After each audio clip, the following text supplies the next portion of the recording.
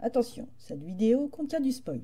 Bonjour à tous et bienvenue sur ma chaîne. Cet épisode va parler de la série animée Gate, Au-delà de la porte. Un savoureux choc des cultures que j'ai beaucoup apprécié regarder, mais d'abord un petit résumé. Un jour, dans notre époque, une sorte de porte gigantesque fait son apparition en plein milieu de la ville de Tokyo, au Japon.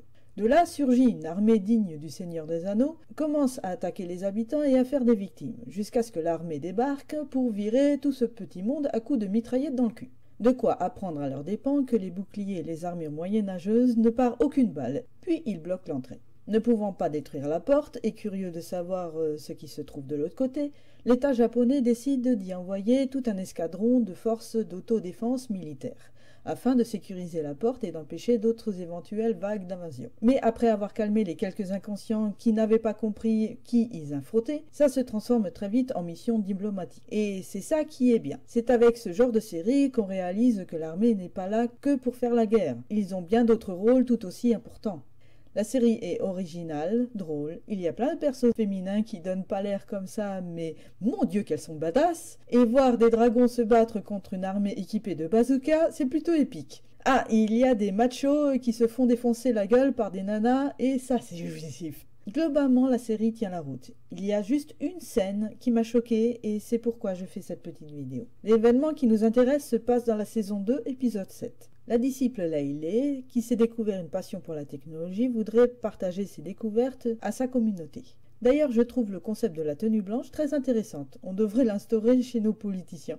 Bref, pour cela, elle se rend dans la cité des mages avec notre bande de protagonistes. Là, elle revoit une de ses anciennes connaissances et décide d'aller boire un café tous ensemble. À la demande de Rory, la vieille femme explique qu'elle a fait une sorte d'enquête pour savoir pourquoi il y a tant de races différentes dans leur monde. Elfes, humains, femmes méduses, femmes oiseaux, femmes lapins, femmes service, et j'en passe. Et après des années de recherche en consultant les différentes légendes des peuples et en leur demandant le lieu d'origine de leurs ancêtres, on se rend compte qu'ils viennent tous d'un seul et même endroit, la fameuse colline où se trouve la porte. Porte qui apparaît une fois de temps en temps à travers les millénaires pour faire venir un certain nombre de personnes d'un monde totalement différent à chaque fois et redisparaît pour se faire oublier au point de devenir une légende. Et c'est à cet instant que ça a fait tilt dans ma tête. Vous savez, jusque-là, on n'a pas des masses d'infos sur l'origine de cette porte. Et il semblerait que tout le monde s'en fout dans la série. Mais nous, spectateurs, quand on est sans infos, on a tendance à faire des suppositions. Et donc, moi, de mon côté, j'ai supposé que c'était l'œuvre d'un puissant sorcier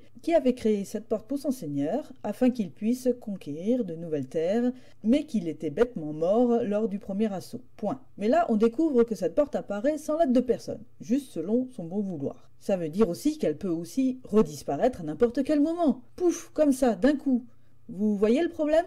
Tout est là, tout est clair. Ça m'a pris à peine 2 secondes de réflexion et ils sont 7 à table et il n'y en a pas un qui réagit à aucun moment. C'était le moment, c'était votre moment et vous l'avez raté, bordel! C'est ça qui m'a sidéré. À leur place, je me serais brusquement levé et j'aurais crié « Même pas, je finis mon café, on remballe, on rentre, ciao la compagnie et démerdez-vous pour le reste. » Parce que pour l'instant, ils sont bien, car ils reçoivent du matos du Japon. Mais j'aimerais pas être là lorsqu'ils seront prisonniers de l'autre côté et qu'ils manqueront de munitions et d'essence. Voilà, c'est tout pour aujourd'hui. Qu'en pensez-vous ? Est-ce que ma réaction est justifiée ? Si vous avez aimé, cliquez sur le pouce bleu et à bientôt.